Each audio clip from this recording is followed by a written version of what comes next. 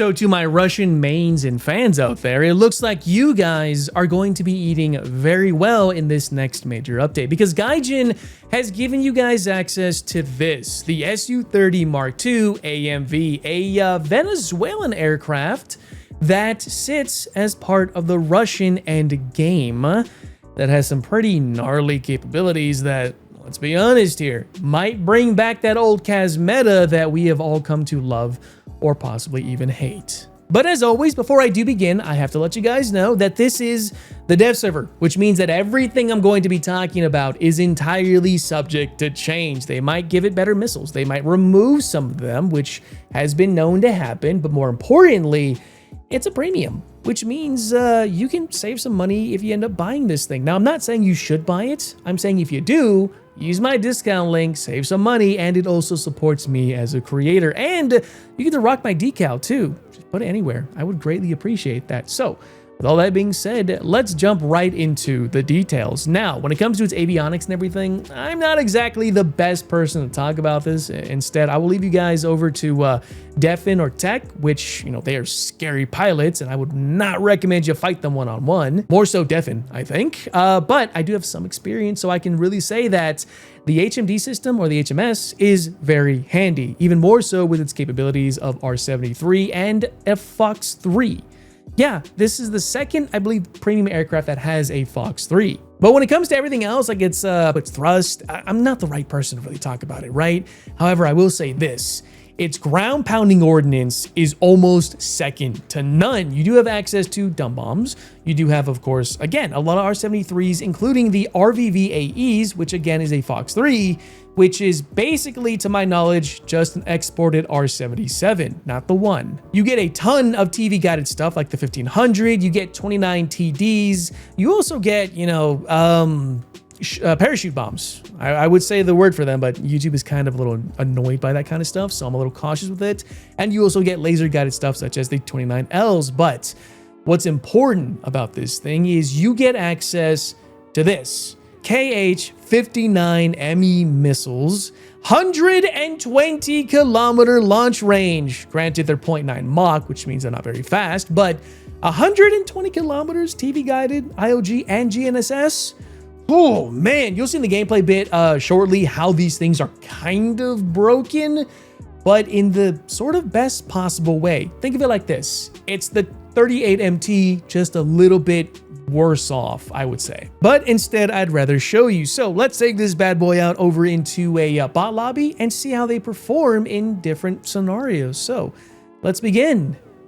I'll be honest, this is actually the first time I'm using these types of missiles, and I don't really know what to expect from them. So let's go and equip them really quick right here. And we're around 15 in closing, of course.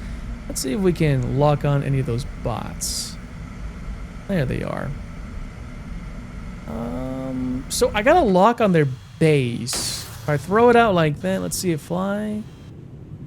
It didn't lock on. So my guess is I need some substantial speed and altitude in order to use them properly, which would make a lot of sense. However, keep in mind, if you do that and you're up tiered, SPA is gonna get you.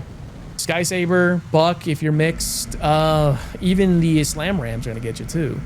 Let's see this. Oh, we got Vico locks. There we go. And let's see if we can fire like kind of off angle a little bit. Yeah, that's how you're gonna kind of want to use them. Let's see that last one. It's a little chugging right now, and as you can see, they are very slow, which means if you're an anti-air system, you should be able to intercept these quite easily. If you're playing the CSSA-5, oh yeah. But as you can tell, they are one-hit wonders. Now let's use the TDs just to get rid of them, and no jokes in the chat, please. Gosh, let's flip it over right here. Oh, thank you. And just like that, 6 missiles, 6 kills. Those are faster too. Boom and boom. And then you can immediately switch over to cap duty if you want to go ahead and fight against other players with your 2 Fox 3s and a couple of R-73s. Yeah, this is going to be interesting. Let's try some long-range engagements. Dude, I'm flying at almost 30 degrees. And we're still going Mach, and we're still climbing really quickly too. So this might be the altitude, roughly like 7-8 kilometers up, where you'll want to throw these out. We also need some more speed too, because this isn't going to do it. But just for the sake of science, let's see if we can get a lock on right there. And then let's do this. Yeah, it looks like the missile's chugging. All right, so I think, you know, in 10 years, it might get there. Still going. I mean, it's starting to get there. It's been a whole, like, what, almost minute since I threw that out? Yeah, sounds about right, actually. Now, if there's any sort of anti-air just chilling there, he's definitely dead. But as you can tell, there's no one there. So my advice, maybe get above them like this. I'm actually really curious to see at 12 kilometers up. Will it lock on any sort of MBT on Charlie? Let's see if I can do that. Let's kill some thrust. There's that. No. Still can't get a proper lock. Yeah, you can forget about using these at night. Just saying. Let's try this. There we go. And I'm sitting around almost 8 kilometers. Okay, cool. So, name of the game is to get above the AO. If that works. 20 seconds later, and boop. Okay, I missed the other one. All right, cool. Well, I guess that kind of concludes the gameplay bit of this, and how it's going to play in the real environment. Well, I guess we'll have to wait and find out once I get my hands on it. So, what more is there left to say? This is a new aircraft that is going to, I think, mostly change up the top tier environment. If you guys have been seeing that win rate for the Russians go up a little bit, it might just go up a bit more because, let's be real, at 12.3, this thing is going to see down tiers.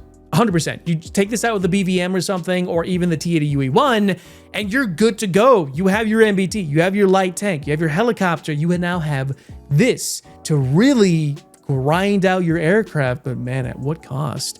Because at 12.3, you won't be having as many of the anti-air systems you would find, such as the Sky Saber, the Buck, the Slam Ram. Instead, you're going to be going against vehicles like the ITO, the Florak Rat, the ADATs, which are going to have a hard time tracking these types of missiles unless they actually see them. They can engage them, they can destroy them, but most players I found around this BR, they don't really pay attention to that kind of stuff, which allows you to freely destroy their team with an aircraft just like this. But here's the thing. As a premium though, I mean, I get it, right? I know the justification Gaijin has for this because we have brand new anti-air, but let's be real, this thing is going to see a lot of down tiers.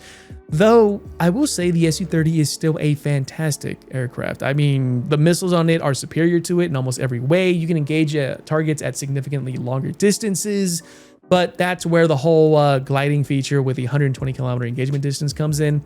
But let's be real, you're not going to be using those missiles at that distance. You're going to be using them at 4 or 5 kilometers up like you saw in the gameplay, because that's just how they work. Everyone wants to guarantee their kills. I know I do.